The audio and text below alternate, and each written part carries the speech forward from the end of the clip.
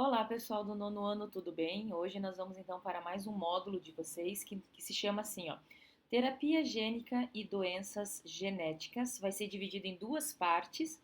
Então eu tenho aqui, ó, primeira informação, nós vamos começar a falar sobre o tópico a terapia gênica, né? Então, com relação à terapia gênica, nós podemos lembrar que pode até parecer algo, né, alguma coisa de iniciação científica, mas não é.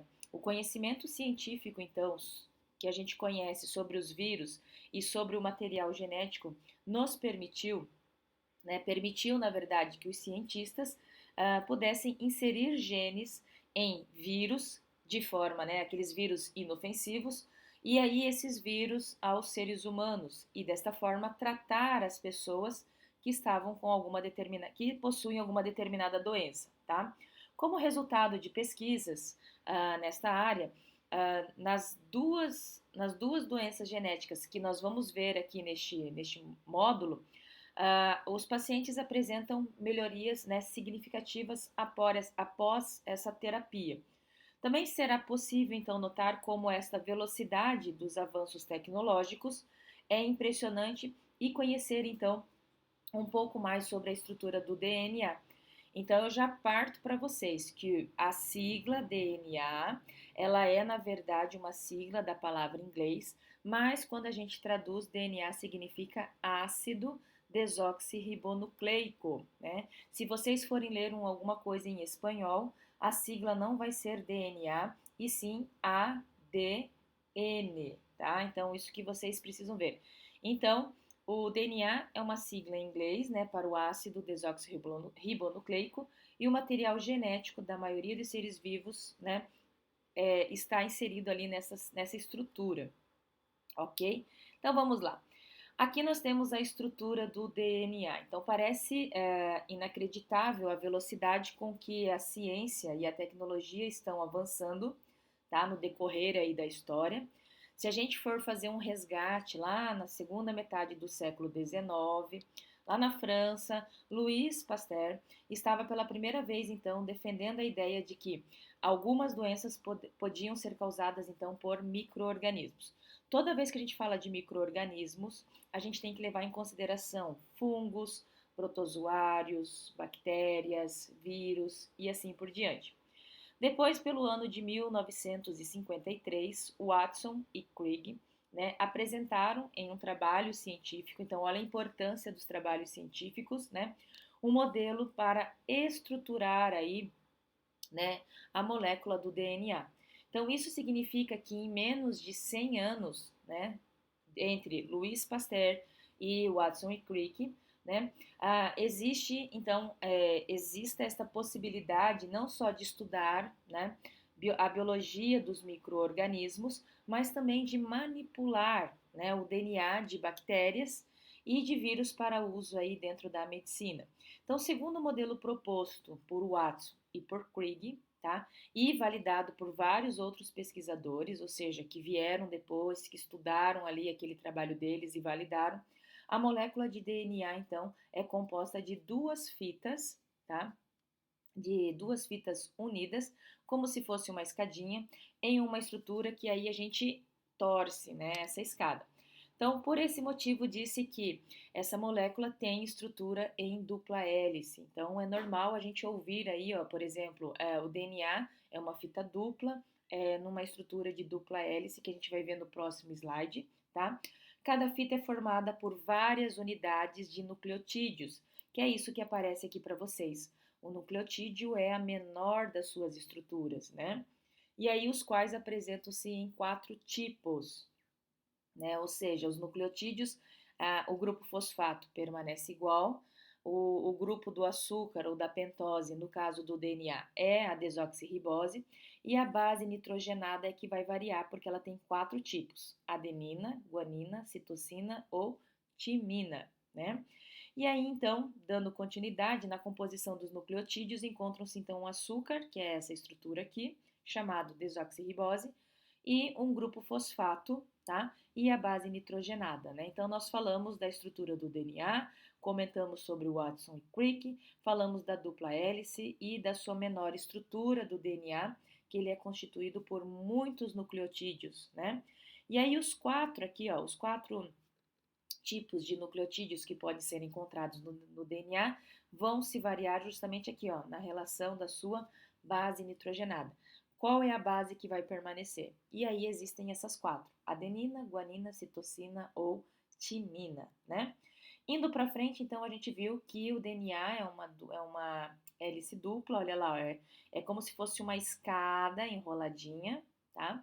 E aí, então, nós temos lá, ó, a ligação entre os nucleotídeos, olha aqui, ó, amarelinho, grupo fosfato, açúcar, que é o verde, e o laranja, que é a base nitrogenada.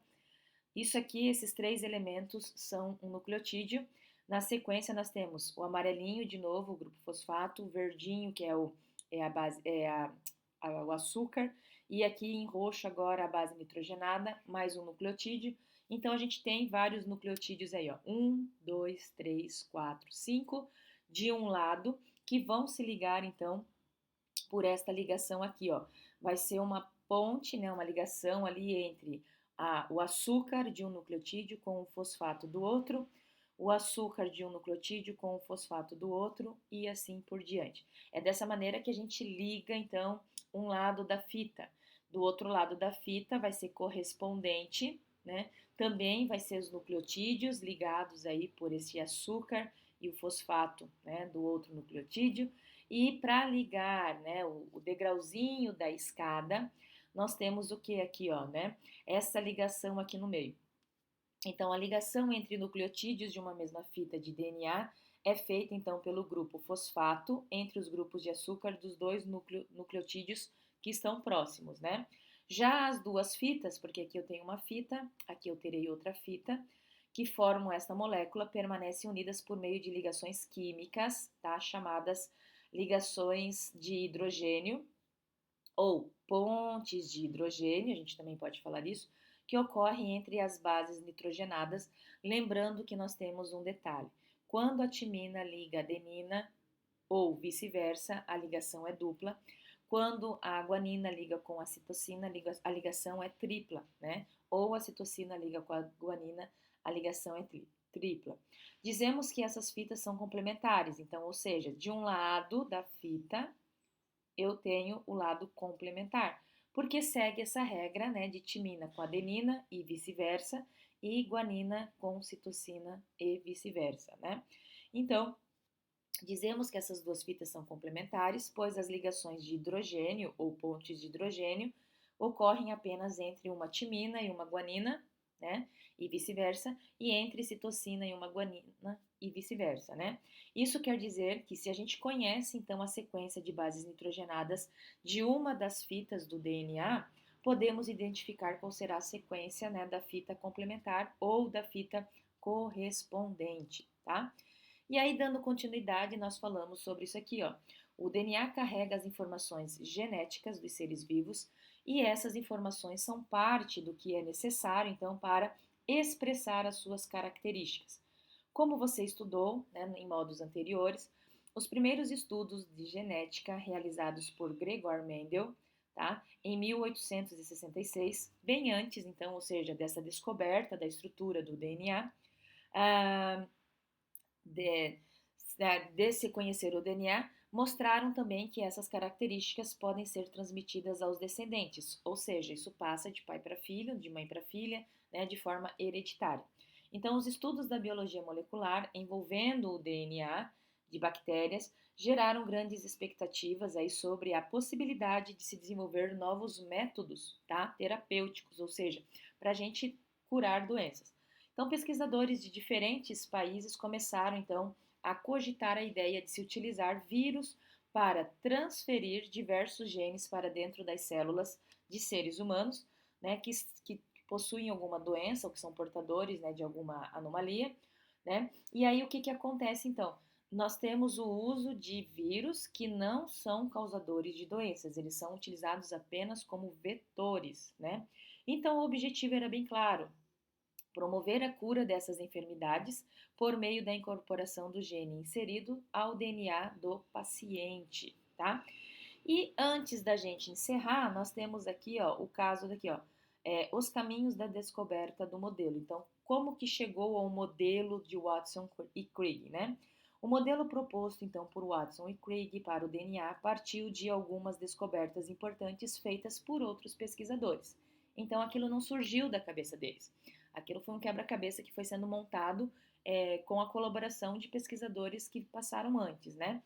Em 1949, o bioquímico, né, austríaco Chargaff descobriu que havia uma relação entre os nucleotídeos que compunham o DNA, sem, no entanto, entender o porquê.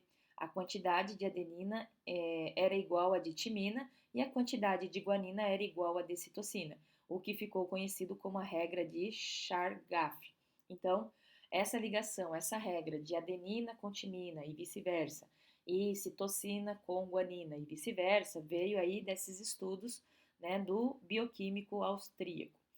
No início de 1953, agora um biólogo britânico mostrou ao Watson e a Crick uma fotografia de DNA usando uma técnica conhecida como difração do raio-x.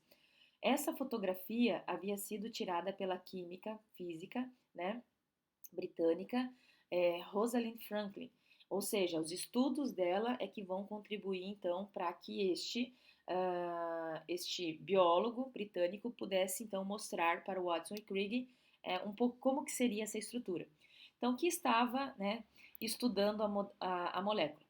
Esse registro permitiu a Watson e a Crick juntarem as peças que faltavam para entender a estrutura do DNA e propor seu modelo de dupla hélice, né?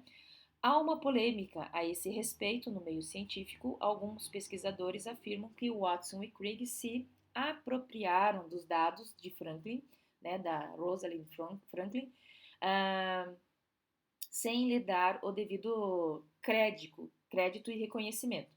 Outros contrapõem esta visão, dizendo que Franklin tinha outros objetivos com sua pesquisa relacionada à estrutura estática do DNA, ao contrário, então, de Watson e Crick, que queriam entender o funcionamento dessa molécula além de sua estrutura. Independente disto, ela foi uma peça importante dentro deste quebra-cabeça, né? Independente do foco do objetivo dela ser ou não parecido com o deles, né? Isso não nos diz respeito. O que diz respeito é que ela contribuiu, querendo ou não. E aí vem que lá, ó, em 1962, o Prêmio Nobel, né, de Filosofia ou Medicina, Fisiologia ou Medicina, foi dado a James Watson, Francis Crick e Maurice Williams, aquele biólogo que levou aquela fotografia, né? Rosalinda Franklin já havia morrido, né, vítima de um câncer, e a Academia Real das Ciências, né, da Suécia, que promove então o Prêmio Nobel, não homenageia falecidos, tá? Não homenageia falecidos. Mas será que Rosalinda, né, estando viva, seria reconhecida? Essa é uma grande questão que a gente leva em consideração, até porque naquele tempo, né, as mulheres ainda tinham que lutar muito, né, para mostrar o seu valor dentro ali, né, ainda de uma, querendo ou não, de uma sociedade ainda que prevalecia, né, aquele lado machista que a gente conhece, né, paterno, né, que a gente conhece dentro do contexto da história da humanidade, ok? Bom, pessoal, o que eu queria falar com vocês até este momento era isto, e eu aguardo vocês então numa próxima oportunidade. Tchau, tchau!